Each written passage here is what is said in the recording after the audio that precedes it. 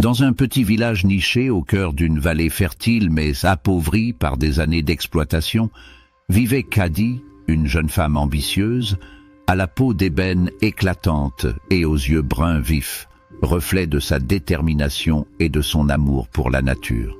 Kadi, dotée de cheveux crépus en tresses fines, portait sur ses épaules la volonté de redonner vie à la terre.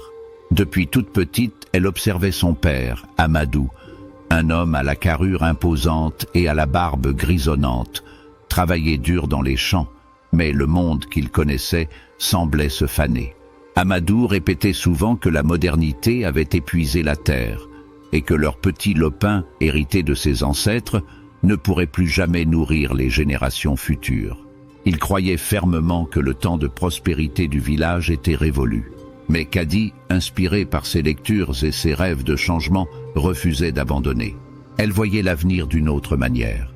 Pour elle, l'espoir pouvait germer même dans les conditions les plus difficiles. Aux côtés d'Issa, son meilleur ami d'enfance, Kadi décida de prendre les choses en main.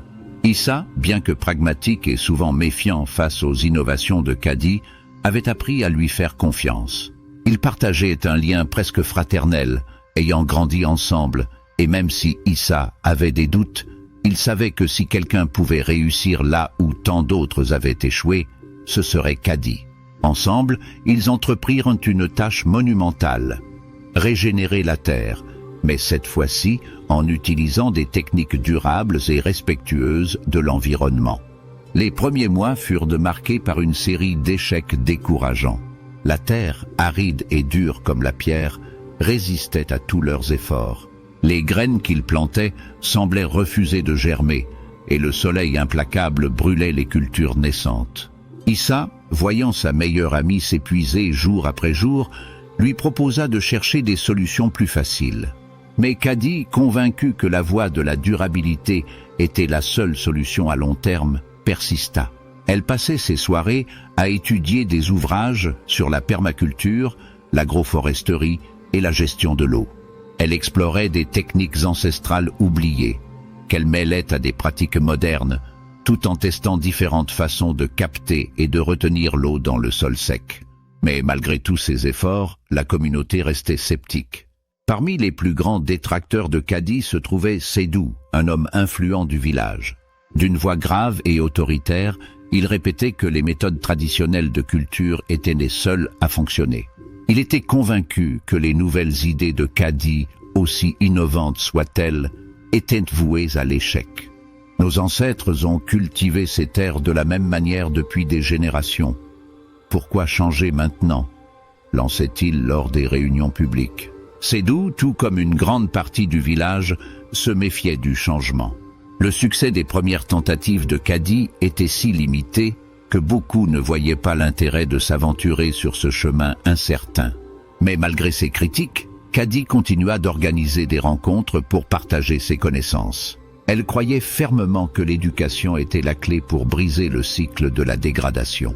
Après plusieurs mois, alors que la saison sèche semblait interminable, quelque chose changea.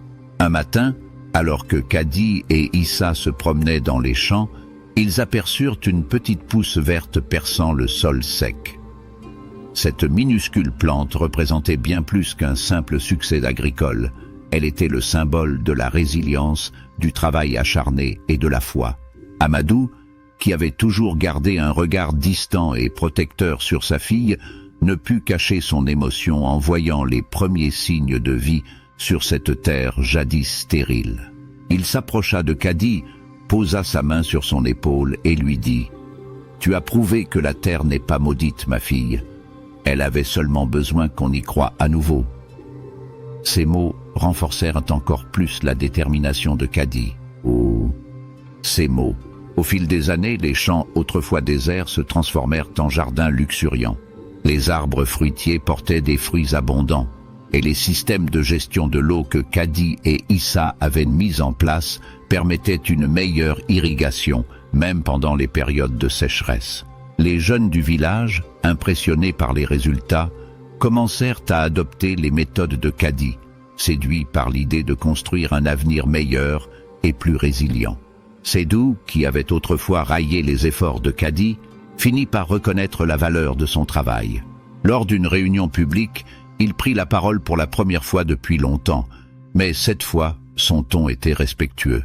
« Caddy, tu as prouvé que le changement est possible, même pour ceux d'entre nous qui ont eu du mal à y croire. » L'histoire de Caddy est celle de la persévérance, de l'amour pour la terre et de la croyance en un avenir meilleur. Elle montre qu'en écoutant la nature, en travaillant dur et en refusant d'abandonner face aux défis, il est possible de transformer l'impossible en réalité.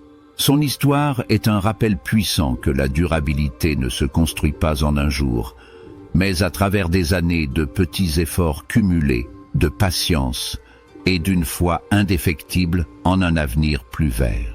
De ce conte, on peut retenir les conseils et enseignements suivants. La persévérance. Le succès de Caddy réside dans sa capacité à ne jamais abandonner, même lorsque tout semble perdu. Dans la vie, la persévérance face à l'adversité est essentielle pour atteindre ses objectifs. L'éducation et la transmission. Caddy n'a pas seulement travaillé pour son propre succès, elle a aussi partagé ses connaissances avec sa communauté, prouvant que l'éducation est un outil puissant pour le changement. L'humilité et la patience. Caddy a appris à écouter la terre et à comprendre ses besoins. Elle nous rappelle qu'il est parfois nécessaire de prendre du recul, d'observer et d'agir avec patience. C'est le respect de la nature. En adoptant des pratiques durables, Caddy a montré qu'il est possible de vivre en harmonie avec la nature plutôt que de l'épuiser. Le pouvoir du collectif. Bien que Caddy ait mené le changement, c'est l'adoption collective des nouvelles méthodes par le village qui a véritablement transformé la communauté. L'unité et la collaboration sont des forces puissantes pour le progrès. Le conte de Caddy nous enseigne que le changement commence avec une graine, une idée, mais que pour la faire croître, il faut y consacrer du temps, de l'amour et une foi inébranlable dans l'avenir. Le conte relie harmonieusement des thèmes de développement personnel et de durabilité environnementale. Il présente une structure classique de progression. Un personnage central, Caddy, se confronte à des défis, fait face à des oppositions internes, doutes personnels et externes, opposition de la communauté, et parvient finalement à transformer la situation à force de détermination et de savoir. La cohérence narrative est bien maintenue à travers l'évolution de Caddy, passant du désespoir initial à l'accomplissement par le travail acharné. Les résistances rencontrées dans la communauté, symbolisées par Seydou, qui ajoute de la profondeur au conflit entre tradition et innovation. La résolution positive avec l'adoption progressive des méthodes de Caddy, montrant que la transformation durable est possible avec la collaboration et le respect de la nature.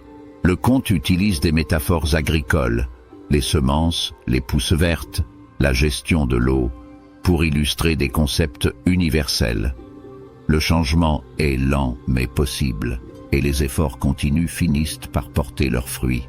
En conclusion, ce conte est un exemple puissant de la manière dont l'action individuelle, la persévérance et l'engagement communautaire peuvent conduire à un changement profond, non seulement pour l'environnement, mais aussi pour la société entière. À travers l'histoire de Caddy, nous avons vu que même face à l'adversité, la persévérance et le respect de la nature peuvent transformer des rêves en réalité. Tout comme Caddy, chacun de nous a le pouvoir de faire la différence, peu importe la taille de notre contribution. Si cette histoire vous a inspiré, prenez un moment pour réfléchir à la manière dont vous pouvez, vous aussi, agir pour un avenir plus durable. Que ce soit par de petites actions dans votre quotidien ou par des projets plus ambitieux, le changement commence avec une simple décision. Envie de passer à l'action? Téléchargez gratuitement notre guide pratique sur les gestes éco-responsables pour commencer à agir aujourd'hui. Rejoignez notre communauté en vous abonnant à notre chaîne YouTube pour d'autres histoires inspirantes et des conseils pratiques sur la durabilité et le développement personnel.